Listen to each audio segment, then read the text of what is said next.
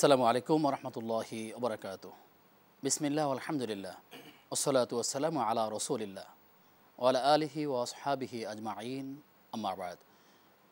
প্রিয় দর্শক শ্রোতা, আপনাদের প্রত্যেককে স্বাগত জানাচ্ছি দেশ টিভির নিয়মিত আয়োজন ইসলামী জীবন ও জিজ্ঞাসার আজকের পর্বে। আপনাদের সঙ্গে আব্দুল কাহার রয়েছি।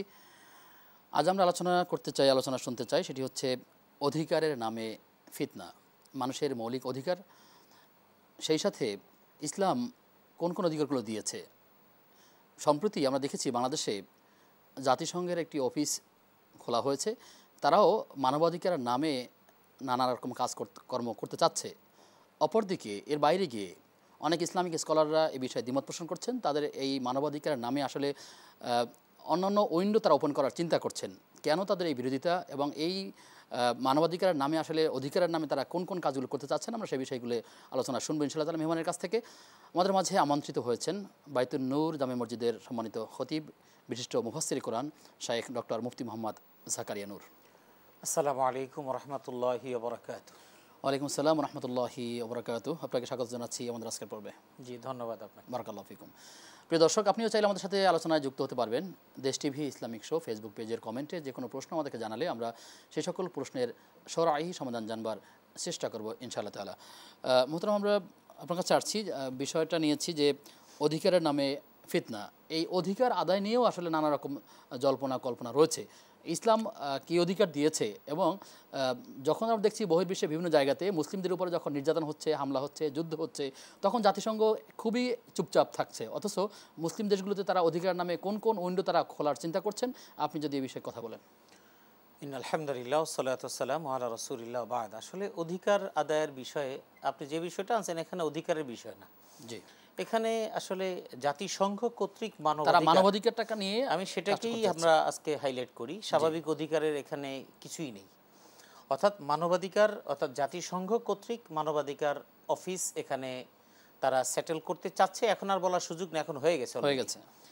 এখন এই বিষয়টা আসলে তারা কি চাচ্ছে আপনি একটু খেয়াল করে দেখবেন। জাতিসংঘ কর্তৃক যতগুলো মানবাধিকার সংস্থা বা অফিস হয়েছে সবগুলো ম্যাক্সিমামগুলো মুসলিম দেশগুলোতে, এবং যতগুলো দেশে এই সংস্থা অফিস করেছে সেই জায়গার মধ্যে অস্থিরতা বিরাজ করেছে।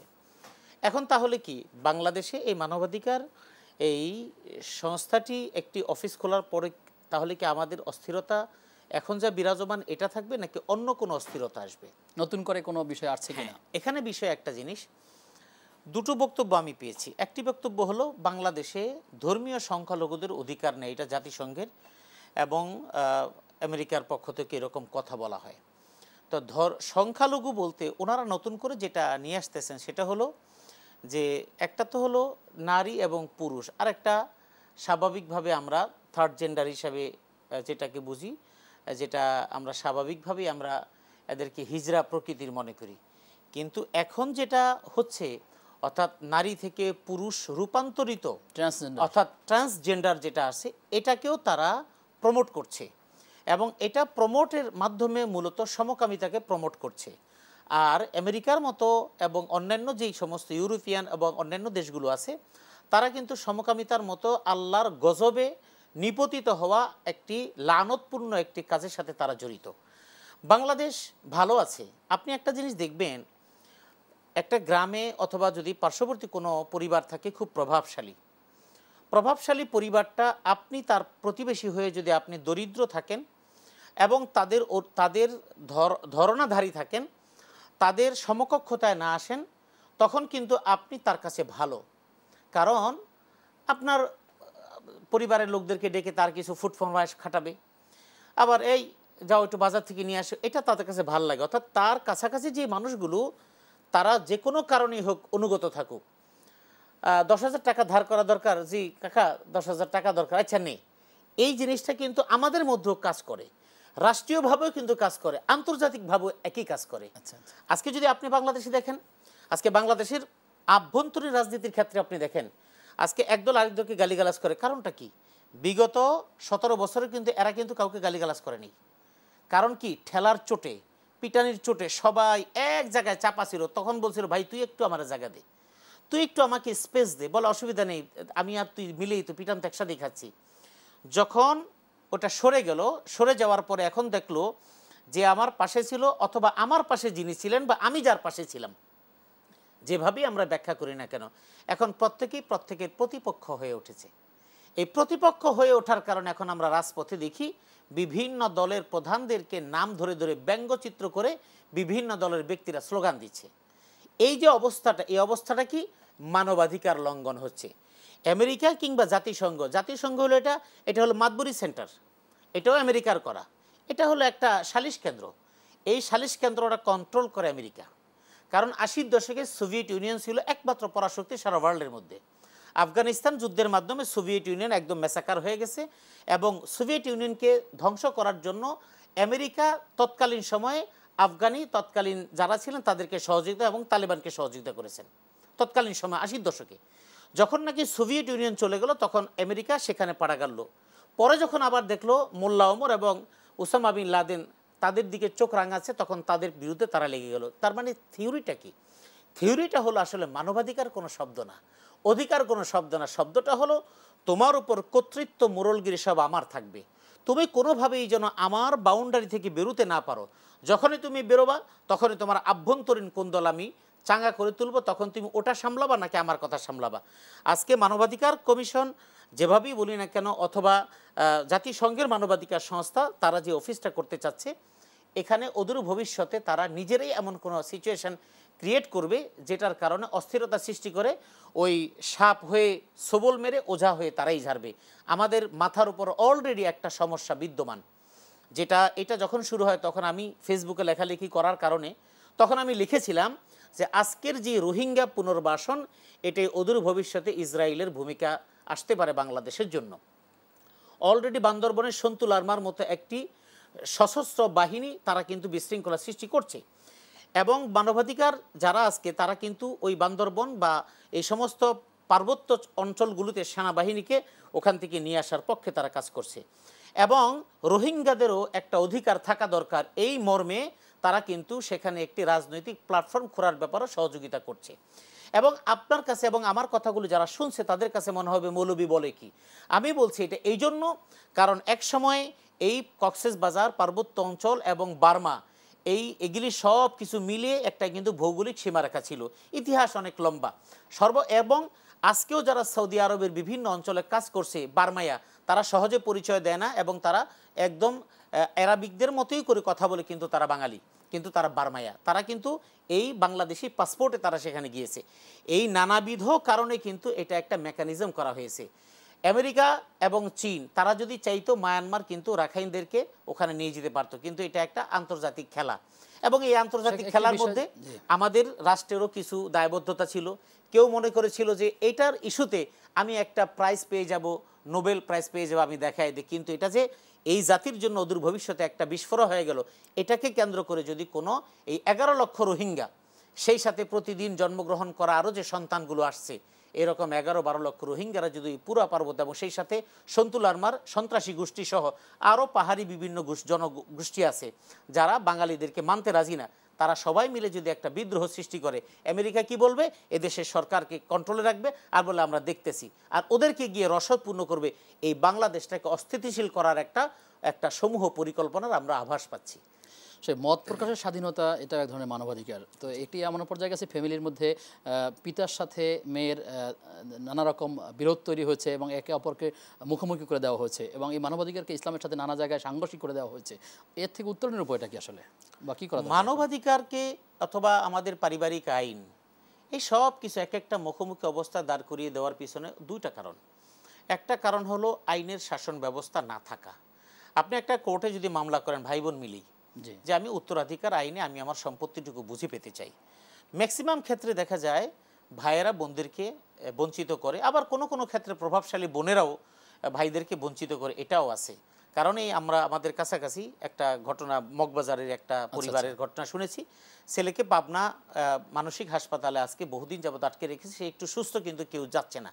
ওই ছেলেটা যখন সাক্ষাৎকার দিয়েছিল তখন বলেছিল যে মগবাজারের আমাদের সম্পত্তিকে কেন্দ্র করে আমাদের ভাই বোনদের মধ্যে ঝামেলা, তখন আমাকে তারা যদি সরায় রাখতে, আমাকে পাগল বানায় এখানে আটকে রাখছে, সম্পদ তারা ভোগ করছে, দুটোই আছে। এখন এই বিষয়ে যদি মেয়ে হোক কিংবা ছেলে হোক, যদি প্রচলিত আইনে যদি একটা মামলা দায়ের করে, উকিল সাহেব চিন্তা করবে দুধালা গরু পাইলাম, যতদিন পারি দুধ দোয়া খাই, এইভাবে দুই পক্ষ, এই পক্ষ ওই পক্ষ, দুই পক্ষের উকিল সাহেবরা চিন্তা করেন মামলা যতদিন থাকে, যে কারণে আমরা দেখি যে মামলা চলে বছরের পর বছর, এক প্রজন্ম শেষ, পরের প্রজন্ম বুড়া হয়ে গেছে বলে মামলা চলতেছে। তো এই আইন এবং এগুলি স্বাভাবিকভাবে না হওয়ার কারণেই এখন আর মানুষ আইনের কাছে যাচ্ছে না, জবরদস্তিমূলকভাবে অধিকার লঙ্ঘন করে কোদাল দিয়ে মাথার মতো পিটান দিয়ে একজনকে মেরে ফেলছে, সম্পত্তি দখল করে নিচ্ছে। এটা হলো এক নম্বর কারণ।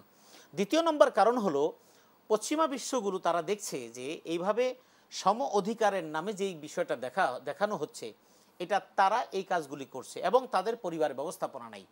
তারা এই সম অধিকার দিয়ে ওই বহির্বিশ্বেগুলো একজন স্ত্রী স্বামীকে ডিভোর্স দিলে লাভ বেশি, ডিভোর্স দেওয়া অনেক কঠিন, কারণ সমান সম্পদ কিন্তু তারটা তাকে দিয়ে দিতে হবে। এই রকম কিছু যদি বাংলাদেশে যদি এস্টাবলিশ করা যায় তাহলে বাংলাদেশটা অস্থিতিশীল হয়ে যাবে। ইসলাম যেখানে আছে সেখানে, এবং আমেরিকান সহ বিভিন্ন খ্রিস্টান এবং ইহুদিদের একটা মনস্তাত্ত্বিক বিষয় আছে যে মুসলমানেরা যে যেভাবে হোক কোনোভাবেই তাদেরকে এক হতে দেওয়া যাবে না, কারণ এক হতে দেওয়া গেলেই বিশ্বের মানচিত্র থেকে ইহুদি এবং খ্রিস্টান তারা নিশ্চিহ্ন হয়ে যাওয়ার সম্ভাবনা আছে। কারণ আমরা আমাদের ইতিহাস যতটা অবজারভেশন না করি, যতটা গবেষণা না করি, ইহুদি খ্রিস্টানরা কিন্তু আমাদের ইতিহাস আমাদের চাইতে বেশি পড়ে এবং বেশি বুঝে, যে কারণেই তারা এই জিনিসটা চাচ্ছে। আর এ কারণে আমাদের অধিকার বলেন, মানবাধিকার বলেন, সব লঙ্ঘন হচ্ছে। এই প্রতিবাদ থেকে শুধুমাত্র জুমার খুতবা থেকে হবে নাকি যে কোনো সাধারণ মানুষ আসলে তার দায়িত্ব রয়েছে আসলে এই জায়গাগুলোতে প্রতিবাদ করা? ছোট্ট করে আসলে যে কোনো অধিকার কিংবা মানবাধিকারের বিরুদ্ধে, দেশ এবং দেশের স্বাধীনতা সার্বভৌমত্বের বিরুদ্ধে যদি কোনো ধরনের অশনি সংকেত দেখা যায়, এটার দায়িত্ব শুধুমাত্র জুমার খতিব, ইসলামী দল কিংবা কোনো ব্যক্তির উপর বর্তায় না এবং কোনো দলের উপর বর্তায় না। এটা আপামর জনসাধারণের সকল দলের সম্মিলিত প্রচেষ্টায় এটার বিরুদ্ধে দাঁড়ানো দরকার। কিন্তু কেন দাঁড়ায় না?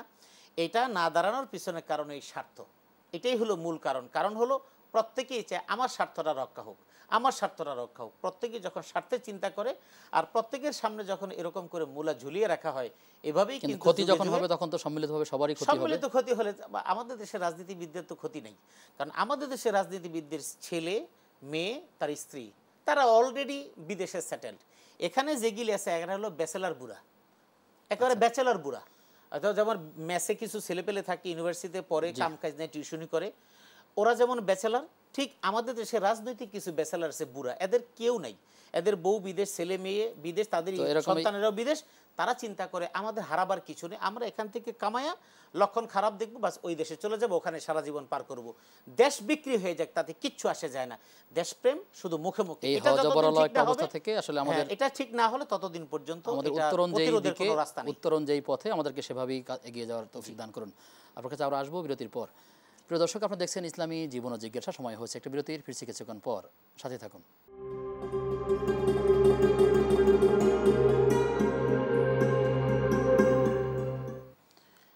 বিরতির পরে সবাইকে আবারও আমন্ত্রণ জানাচ্ছি দেশ টিভির নিয়মিত আয়োজন ইসলামী জীবন ও জিজ্ঞাসার আজকের পর্বে। আপনাদের সঙ্গে আব্দুল কাহার রয়েছি, আমার সঙ্গে মেহমান রয়েছেন শেখ ডক্টর মুফতি মোহাম্মদ জাকারিয়া নূর। মোহতারাম একজন প্রশ্ন করেছেন যে কোনো একজন ব্যক্তির গোসল ফরজ হয়েছে কিন্তু তার মনে ছিল না, তিনি ঘর থেকে বেরিয়ে পড়েছেন, পরবর্তীতে তিনি জোহরের সালাত আদায় করেছেন, তখন তার মনে ছিল না যে তার উপরে গোসল ফরজ হয়েছে, তিনি জোহর পড়ে ফেলেছেন, পরবর্তীতে আসরের রক্ত তার মনে এসেছে, তো এখন তার এই যে নামাজটা পড়েছেন সেটি কি করবেন? পুনরায় পড়তে হবে কিনা? ইসলাম কি বলে? এটা তো শতভাগ সিদ্ধ এটাই যে তিনি গোসল করবেন, এবং এটা এই ওয়াক্তে না, যদি আসরও পড়ে ফেলতেন তারপরেও যদি তিনি মনে করতেন যে আমার এই অবস্থা ছিল, তাহলে সে অবস্থাতে তার গোসল করে আবারও এই ওয়াক্তগুলো কাজা আদায় করতে হতো। সুতরাং জোহর নামাজ তিনি আদায় করেছেন, আসরের সময় মনে পড়েছে, তিনি গোসল করবেন, পাক পবিত্র হবেন এবং ওই জোহরের নামাজটা তিনি কাজা আদায় করে নেবেন। জি, শুকরিয়া আপনাকে। অনলাইনে আমরা কিছু ভিডিও দেখি, বিভিন্ন জায়গাতে মানুষেরা স্বাবলম্বী হওয়ার জন্য কৃষির একটা অংশ বিশেষ বাড়ির ছাদে কিংবা আঙিনাতে ঝিনুকের চাষ করে। ঝিনুকের চাষের মধ্যে সেখানে ঝিনুকের মধ্যে মুক্তা চাষ পাওয়া যায়, মুক্তা রয়েছে, নানা প্রসেসের মধ্যে, অপারেশনের মাধ্যমে এখন প্রসেস করে সেই মুক্তাগুলো চাষ করা হয়ে থাকে। প্রশ্ন হচ্ছে যে আসলে এই ঝিনুকের মধ্যে মুক্তা চাষের যে পদ্ধতিটা ইসলামী শরিয়ার ক্ষেত্রে কি বলছে? আসলে ঝিনুক, শামুক এগুলি প্রাকৃতিক সম্পদ, এগুলো আসলে কোনো কোনো প্রাণীর খাদ্য। তো এক্ষেত্রে কখনো কখনো দেখা যায় এটা বৈদেশিক মুদ্রা অর্জনের একটা পথ হয়। যেমন আমরা শুনেছি শামুক বিদেশে রপ্তানি হচ্ছে, তারপরে ঝিনুক রপ্তানি হচ্ছে, এবং আমাদের দেশে কাঁকড়া রপ্তানি হয়, মাছ রপ্তানি হয় বিভিন্ন প্রজাতির, এবং এই যে মুক্তা চাষ এটাও একটা, যেমন মৌমাছির মাধ্যমে মধু চাষ, তো এই ঝিনুকরা যে চাষ করা হয় এই চাষের মাধ্যমে মুক্তা আহরণ এটা বৈধ, এটা অবৈধ হওয়ার কোনো মাধ্যম নেই, কারণ নেই। কারণ হলো এটা আল্লাহ প্রদত্ত জিনিস, এটা একটা হ্যাচারি করে কোনো পদ্ধতিতে সেটা করলে এটা কোনো সমস্যা নেই, শরীয়তের কোনো বাধা যদি পরিবেশের ক্ষতি হতো কিংবা না, এটার কারোর সাথে উপরে কোনো কিছু জড়িত না, এটা একটা স্বাভাবিক একটা কৃষি পণ্য বলা চলে এখন, যেহেতু একজন কৃষক হিসেবে করছেন, কিন্তু এটা প্রাকৃতিক সম্পদ, এটা সমুদ্রে থাকে, নদীতে থাকে, কখনো পুকুরেও পাওয়া যায়, এটা করা যাবে, কোনো সমস্যা নেই। জি, শুকরিয়া। প্রশ্ন করেছেন ওমর ফারুক দিনাজপুর থেকে, মসজিদ কমিটির সদস্য হওয়া সত্ত্বেও সালাত আদায় করে না এমন ব্যক্তিকে মসজিদের কমিটিতে রাখা যাবে কিনা, ইসলামের মানদণ্ড কি মসজিদ পরিচালনার ব্যাপারে? আসলে এই প্রশ্নগুলো আমাদেরকে সরাসরি মানুষ করে, মসজিদেও করে, যে নামাজ পড়ে না তারে রাখা যাবে কিনা। এখন প্রশ্ন হলো যে মসজিদ কমিটিটা গড়েই তো বেনামাজিরা, এটাই হলো সবচেয়ে বড় কথা। আপনি একজন বেনামাজি, তাহলে আপনি কমিটিতে রাখবেন না। কমিটির সভাপতি কে হয় আপনি একটু খোঁজ দেন তো।